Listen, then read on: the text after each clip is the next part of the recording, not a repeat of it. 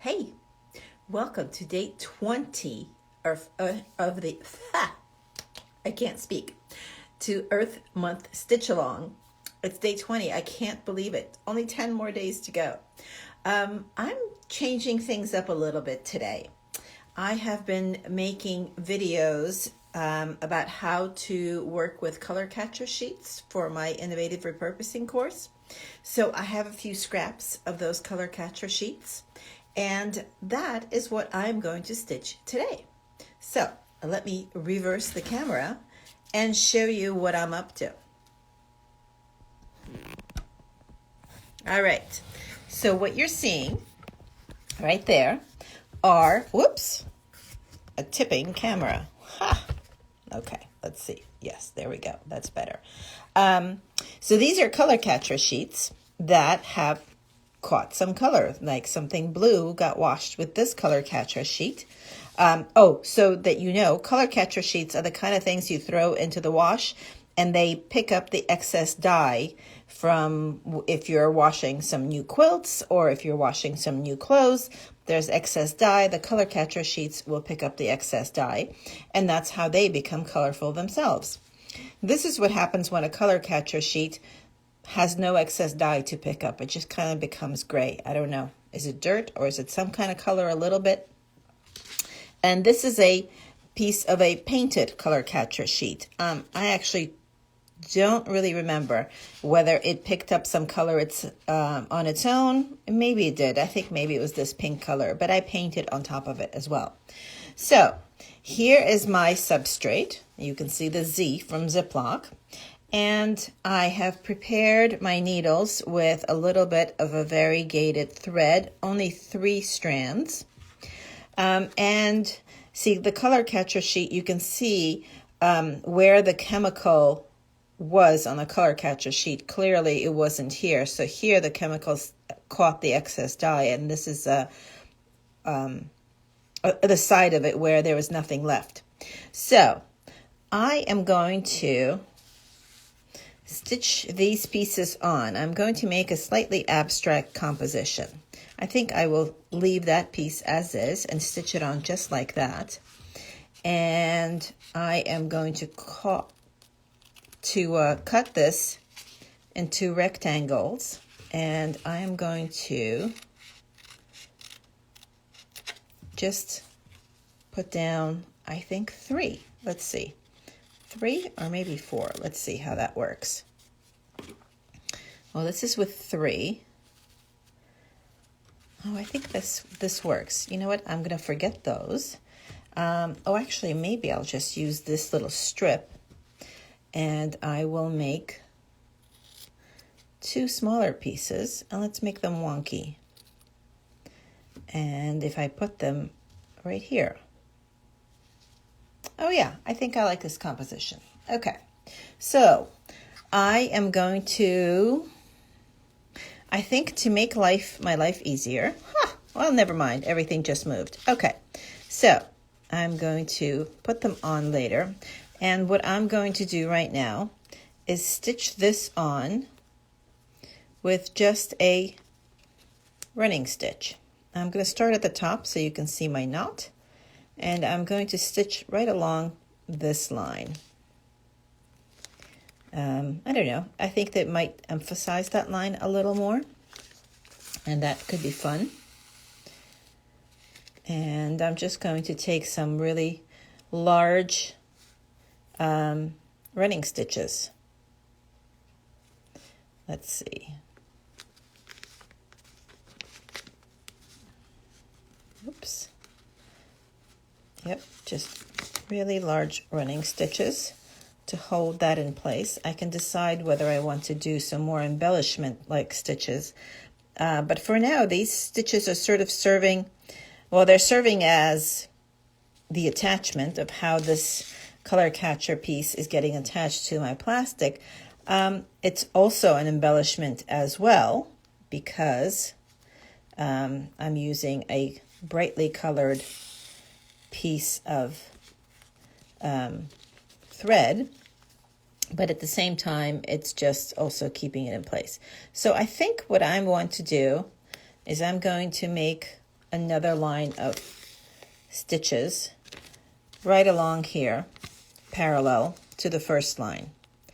And I'm going to make them a little bit different and wonky than the other ones, so it's not matchy-matchy, because things are not always supposed to be matchy-matchy. They don't always work well that way, or they're just not as pleasing to the eye sometimes. So I'm just trying to make sure that my stitches aren't pulling, because I do want to make sure this piece remains flat. I am still not sure whether I will be stitching these into one large piece, or whether I'll be stitching them into a book. I'm not sure. I'm tempted by both. I cannot make up my mind. I will eventually. Okay, so I'm just going to take this final stitch here, and I'm going to pull everything taut and make sure my thread isn't pulling. And then I'm going to come back through here and tie a knot on the front again. So I'm just going to take one little stitch here and through here and tie a knot. There it is. There's my knot. I'm going to snip this off. Okay, so then the next part, I'm going to tie a knot at the end of my thread, is this piece here. And I think I'm just going to do a running stitch right through the middle of it. And that will be enough to keep it in place and give it a fun detail. Okay.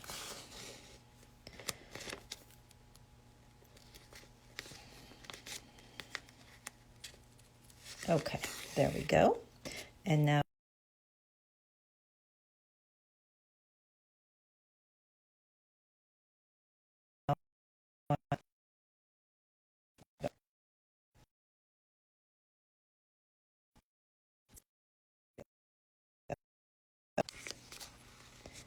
tie that off. There we go. And I snip that off. Tie another knot.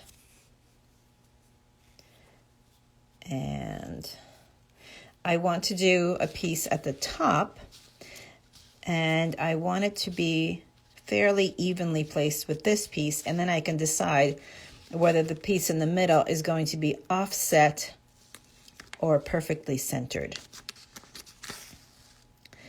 Don't always have to make a decision from the very start how everything will look. Sometimes it's totally fine to make a decision later on. And there we go. So I'm just going to take this knot here. Okay, so now it's time to place my last little sliver of the painted color catcher sheet. So this is what it would look like if I centered it and clear, like straight in the middle. Or I can make it to put it down to the bottom or to the top. I can also push it in a little bit. Kind of looks like the letter E. I don't know that I like that. Well, maybe it doesn't. You know what? I like it down here. I think I'm going to keep it just offset a little bit. But I'm going to stitch it in the same exact way. Just right through the middle, the knot on top, everything visible. Like that. And then I'm taking the final little stitch right here, because this is where I'm going to knot my thread off. So just a little, tiny little stitch, and then through here. And so now, where should I put these little wonky squares? Originally, this was the plan. But now that I have shifted that middle bar to the bottom and over to the side, I don't like that idea anymore. So I think I want them here. I need to take my thimble off to make things easier. Oh yes, I think I like to make them like this. I think I will stitch them on with just a little French knot in the middle. That's all I'm going to do. So I'm just going to take a stitch through here and make it a fairly large French knot. Took three times around the needle, and let's see, can I push it through? Yep, I got it.